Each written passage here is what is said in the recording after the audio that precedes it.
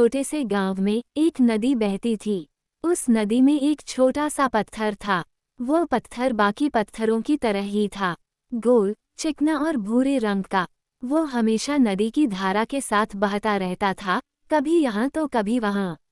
एक दिन नदी में एक बड़ी लहर आई और उस पत्थर को किनारे पर फेंक दिया। पत्थर रेत में पड़ा रहा, अकेला और बेसहारा। उसे नहीं पता था कि वो कहाँ से आया है और उसका क्या उद्देश्य है। वो बस वहीं पड़ा रहता था, सूरज की गर्मी और रात की ठंड को सहता हुआ। एक दिन एक मूर्तिकार उस गांव से गुजरा। उसकी नज़र उस पत्थर पर पड़ी। मूर्तिकार पत्थर के पास गया, उसे ध्यान से देखने लगा। उसे उस पत्थर में कुछ खास दिखाई दिया।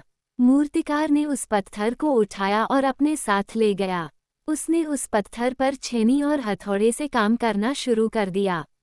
पत्थर को दर्द हुआ, उस पर चोटें लगी, लेकिन वह चुपचाप सब सहता रहा। उसे नहीं पता था कि मूर्तिकार उसके साथ क्या कर रहा है, लेकिन उसे यह महसूस हो रहा था कि कुछ बदल रहा है।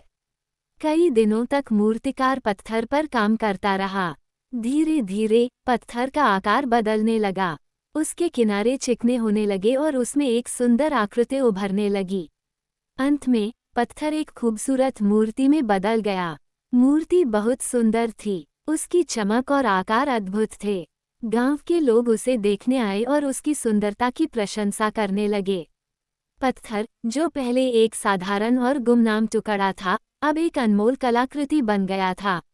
एक दिन मूर्ति ने मूर्तिकार से पूछा, ये सब क्या है?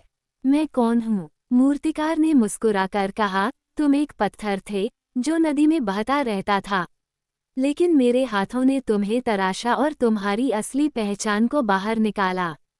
तुम एक सुंदर मूर्ति हो जिसकी अपनी एक अलग पहचान है। मूर्ति को ये सुनकर बहुत अच्छा लगा।